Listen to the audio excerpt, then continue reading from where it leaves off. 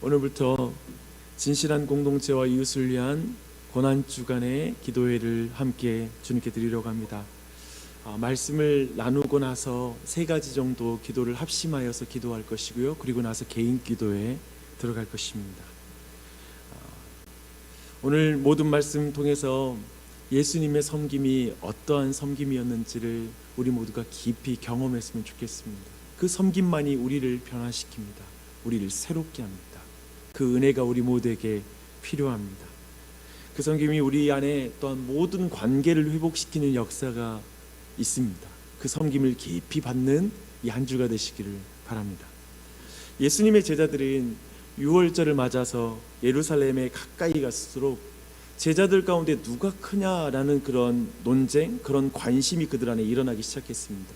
왜냐하면 이제 유월절에 올라갈 때 뭔가 예수님께서 정치적인 그런 지도자로서 이스라엘 가운데 등극할 것을 기대하는 마음이 컸기 때문에 그들 사이에도 그런 누가 클 거냐라는 그런 논쟁이 있었습니다. 그때 예수님은 제자들에게 이렇게 말씀하셨습니다.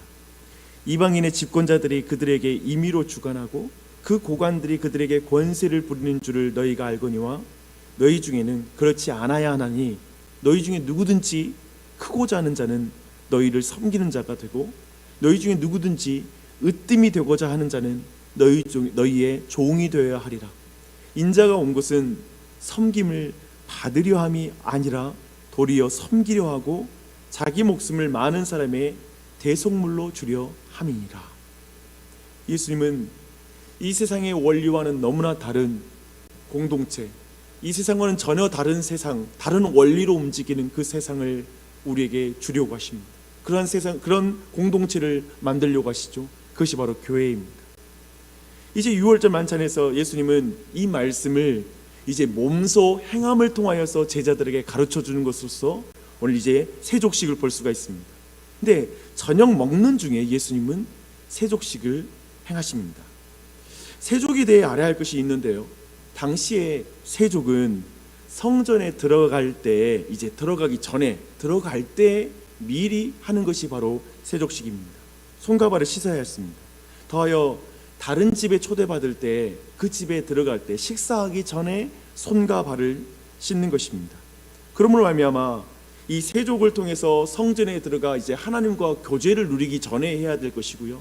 동일하게 식사 전에 손과 발을 씻어서 이제 그 집에 들어가 그 집안의 사람들과 교제하기 전에 하는 것이 바로 세족입니다. 근데 이날 밤의 세족은 좀 다르죠. 저녁을 먹는 중에 진행이 되고 있습니다. 식사 전에 하는 것이 맞거든요. 그래서 이건 매우 의도적으로 세족의 의미가 단지 식사 정결 의례와는 다르다라는 것을 우리에게 분명하게 말해주고 있습니다. 그런데 3절을 보니까요, 자신이 죽으실 것을 알고 세족을 행하신다라고 말씀하고 있습니다. 그러므로 이제 이 세족의 의미는 단순히 먹기 전에 어떤 그런 의미를 넘어서서 예수님의 대속의 사역, 죄인들을 정결케 하시는 사역과 관련이 있는 세족식이다라는 걸 우리에게 분명하게 알려주고 있습니다. 세족을 행하시는 예수님은 참으로 복음의 모든 내용을 우리에게 드러내는 것으로서 이 세족을 행하고 있다는 걸 주목할 필요가 있습니다.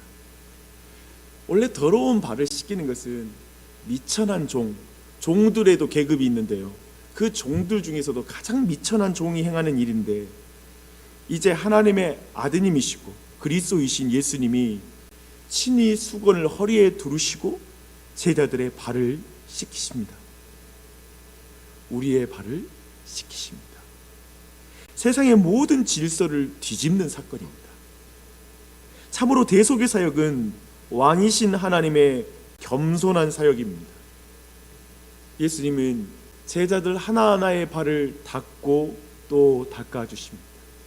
세심하게 닦아주셨을 것 같습니다. 사랑으로 닦아주십니다. 일일이 그렇게 행하셨습니다.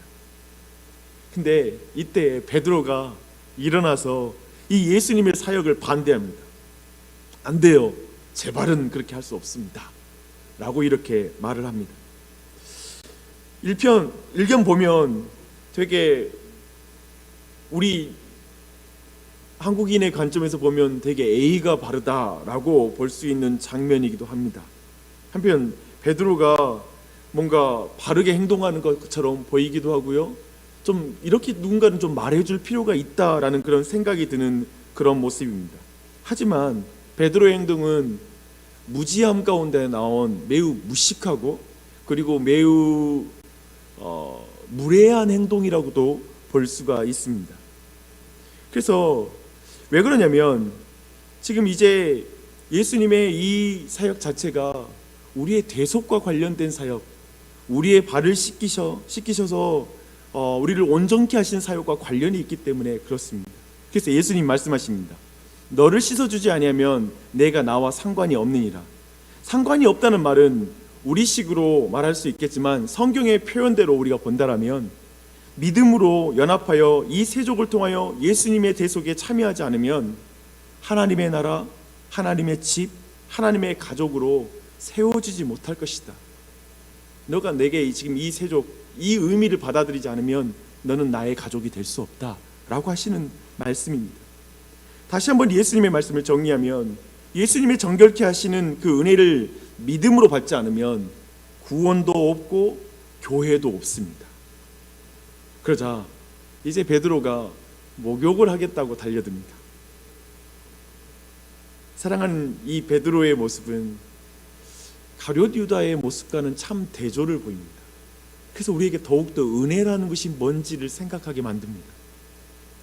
무지에서 그저 인간적으로 반응했던 베드로이지만 그는 예수님하고 연결될 수만 있다면, 예수님과 상관이 될 수만 있다면 목욕을 해서라도 좋겠다라고 지금 달려들고 있습니다. 예수님의 정결케 하시는 사역 앞에서 자신의 온몸을 던지는 것입니다. 이것은 가룟 유다와 굉장히 대조가 됩니다. 가룟 유다는 아마도 이 자리에서 더러운 마음을 가지고 있으면서 예수님을 배신할 마음을 가지고 있으면서도 예수님의 세족식을 조용하게 받아들였을 거예요. 그의 마음은 꿈쩍도 하지 않았을 것입니다. 하지만 곧 그 발로 제사장들을 찾아갈 것이고 예수님을 팔아넘기는 행동을 할 것입니다. 그는 베드로를 통해 세족의 의미를 다 들어요. 너가 이거 세족을 받지 않으면 나와 상관없어? 그 순간에 그는 그걸 그냥 받아들이는 거예요. 전혀 회개하지 않습니다. 근데 천천히 보면 어쩌면 오늘날의 많은 사람들에게 가룟 유다가 더 매력적이다라고 말하는 경우가 봅니다. 베드로가 일관성이 없어 보이고 자존심도 없어 보이는 사람처럼 보입니다. 저는 신앙의 깊은 곳에 이 대조가 있다고 생각합니다. 우아하고 윤리적인 것처럼 보이는 신앙이 참 신앙이 아니라 변덕스럽지만 예수님 은혜 앞에 엎드리고 순수하게 진실하게 참 은혜를 간절하게 간구하는 베드로가 참 신앙을 가진 모습이고 주님이 기뻐하시는 모습이라는 것입니다. 이 아침에 저는 여러분이 그렇게 주님 앞에 나아가길 바랍니다. 베드로처럼 말입니다. 변덕스러워도 좋아요. 이 일을 하고 나서 조금 있으면 베드로는 예수님 배신해요. 그래도 좋아요. 주님의 은혜를 붙잡으십시오.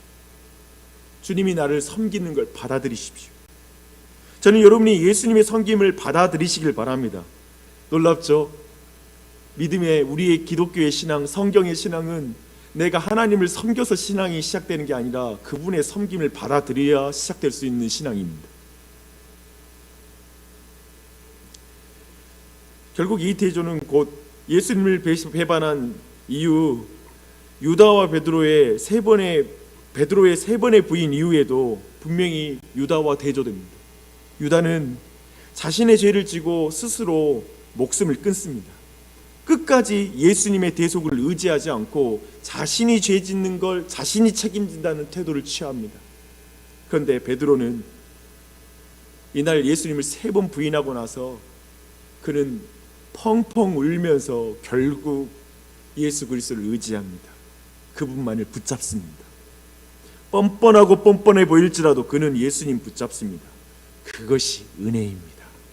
이걸로 치지 마십시오. 그것이 은혜이고 그것이 바로 예수님의 섬김을 받는 것입니다.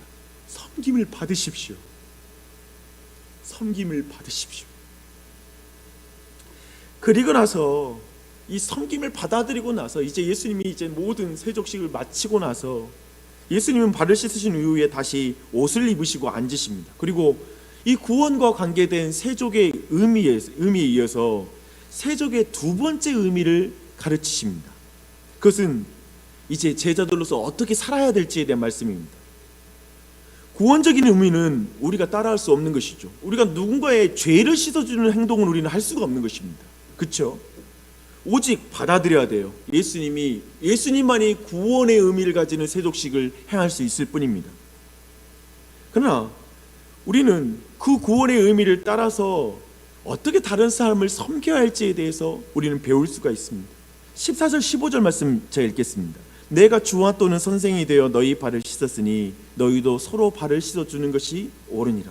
내가 너희에게 행한 것 같이 너희도 행하게 하려 하여 본을 보였노라. 예수님은 분명 하나님의 아들이시며 그리스도이셨지만 종이 되셔서 우리의 발을 씻어주셨습니다. 그러나 예수님을 따르는 제자들이 당연히 서로의 발을 씻어주는 것이 합당하다라고 말씀하고 있습니다. 여기에서 우리는 성경의 강조를 봐야 됩니다. 참된 제자는, 예수님의 섬김을 받은 제자는 예수님의 겸손한 사랑, 섬김의 사랑을 받는 것과 사람들을 섬기는 것이 끊기지 않는다는 것입니다. 연결된다는 것입니다. 예수님의 섬김을 받은 사람은 다른 사람을 섬긴다는 것입니다. 그래서 항상 이 순서를 분명히 지키셔야 됩니다. 주님의 섬김을 받고 섬기는 것입니다. 또한 둘 다 함께 있어야 됩니다. 예수님의 섬김만 받고 다른 사람을 섬기지 않을 수가 없습니다. 항상 그 예수님의 섬김을 믿는 사람은 형제 사랑의 섬김을 통해서 반드시 드러나게 되어 있기 때문에 그렇습니다. 예수님의 사랑을 받았다고 말하면서 형제 사랑이 없으면 그것은 종교적인 신앙에 지나지 않습니다. 종교적인 신앙과 윤리적인 신앙에 의한 사랑은 어쩌면 매우 교만합니다. 그러나 참 사랑은 예수님의 사랑으로 형제를 사랑하는 것입니다. 예수님의 섬김을 받아 섬기는 것입니다. 그 사랑은 겸손한 사랑, 섬기는 사랑으로 반드시 드러나게 되는 것입니다. 이 세상은 섬김을 받기 위해 높아지려는 경쟁이 가득한 세상입니다. 그렇죠? 예수님의 제자 공동체마도 저마저도 이런 경쟁이 있었습니다. 누가 높아질 것이냐, 이걸로 예수님의 제자들도 다투고요, 오늘날의 교회에서도 이것으로 다툽니다. 누가 높아질 것이냐의 문제로. 그렇게 될 때 교회는 세상과 똑같아지는 것 같습니다. 우리는 그런 교회를 원치 않습니다. 근데 제가 교회를 보면서 우리가 알게 되는 것들이 있습니다. 그렇다면 섬김으로 낮아지는 사람이 많느냐? 또 그것도 아닙니다. 우리는 이제 높아지려고 막 이렇게 하는 거 보는 것도 싫지만 그렇다고 또 섬기는 사람도 많지가 않습니다. 오늘날에는 어쩌면 피차간에 섬김을 주고 받는 것 자체가 없는 형태의 교회가 많은 것 같습니다. 나도 안 받을 거고 나도 안 줄 거야. 어쩌면 편의주의적인 신앙, 나 중심적인 신앙, 개인주의적인 신앙이 이 시대의 많은 신앙인들이 가지고 있는 양태인 것 같습니다. 그리고 가까이에 가면 피차 또 여러 가지 문제를 보니까 그냥 가까이 가지를 않는 것 같습니다. 그렇게 되면 서로 상관이 없는 것입니다. 교인들끼리 서로 섬김을 주고받는 게 없으면 상관이 없는 거예요. 아무 상관이 없는 거예요. 뭔가 젠틀해 보이고 또 교회가 다들 잘 살고 하니까 서로 도움 주고 안 받고 살면 야, 굉장히 사람들 참 잘 산다, 그런 모습처럼 보일지 모르지만 그건 교회가 아닌 것이죠. 그렇죠? 어쩌면 따뜻하지도 않고 진실하지도 않는 공동체가 많아지는 것 같습니다. 그러나 여러분, 섬김만이 사람을 변화시키고 섬김만이 공동체를 공동체답게 하는 것을 잊지 마십시오. 그래서 교회에는 섬김을 배우는 사람들이 많아야 됩니다. 섬김을 행하는 사람이 많아야 됩니다. 성경은 섬기는 것을 배우는 사람은 먼저 자신을 낮게 평가하는 법부터 배워야 한다라고 말하고 있습니다. 아무도 자신을 분수 넘게 생각하지 말라라고 말하고 있고요. 스스로 슬기로운 척하지 말라, 스스로 자신을 다른 사람보다 낮게 여기지 말아라 라고 말씀하고 있습니다. 어떻게 그런 참된 겸손의 마음을 가질 수 있을까요? 어떻게 그렇게 낮아지는 마음을 가질 수 있을까요? 우리 구주 예수님처럼. 그 시작은 이것입니다. 주님의 섬김을 받는 것부터 시작하십시오. 주님의 섬김을 받으십시오. 예수 그리스도 안에서 죄 사함을 받는 것을 믿고 살아가는 사람이 되어야 됩니다. 예수님의 섬김을 받은 베드로처럼 어쩌면 그는 예수님의 섬김을 받아들이고 나서 그날 밤 예수님을 배신하고 나서도 예수님의 섬김을 받아들인 자가 되고 나서 그는 자신을 낮게 평가하는 법을 배웠을 것입니다. 거기에서 배웠을 거예요. 그날 밤에 예수님을 3번 부인하는 베드로는 분명 자신을 낮추는 법을 배웁니다. 내 죄가 다른 사람의 죄에 비해 더 악해 보이는 것이죠. 그런 경우 있잖아요. 남의 죄가 나의 죄보다 더 사악해 보이고 그리고 나의 죄보다 커 보이는 것은 그것은 분명히 자신의 죄를 전혀 깨닫지 못했다는 증거입니다. 그리고 자신이 어떤 죄를 주님 용서받았는지를 이해를 못하는 것입니다. 잊지 마십시오. 그렇게 겸손한 법을 배우면 상대에게 가까이 가는 게 두렵지가 않습니다. 가까이 가서 형제의 허물을 보더라도 나보다 큰 죄는 보지 못합니다. 내 죄보다 큰 죄를 형제에게 볼 수가 없어요. 남편에게, 아내에게 나보다 더 큰 죄를 볼 수가 없어요. 반드시 그래요. 반드시. 죄라는 것은 내가 커 보이는 게, 내가 큰 존재가 되는 게 죄고요. 항상 겸손은 상대가 나보다 커지는 게 겸손입니다. 내 죄가 더 커 보이고 상대의 죄는 더 작아 보이는 것입니다. 항상 그렇습니다. 그러니 형제의 삶에 가까이 다가갈 수 있죠. 사랑하는 여러분, 17절 말씀 보십시오. 너희가 이것을 알고 행하면 복이 있으리라. 이것을 알고 행하면 복이 있을 것입니다. 이것이 우리의 부부의 생활, 가족 생활, 교회 생활을 바꾸는 원리입니다. 예수님이 나의 더러운 발을 씻어준 것을 경험하지 못한 사람의 입에서는 결국 교회 생활할 때 이런 말 나오더라고요. 더러워서 못해 먹겠네. 정말 어디까지 참아야 하나.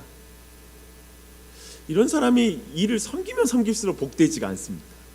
왜냐하면 불평이 더 많이 나와요. 더러워서 못해 먹겠네. 기억하세요.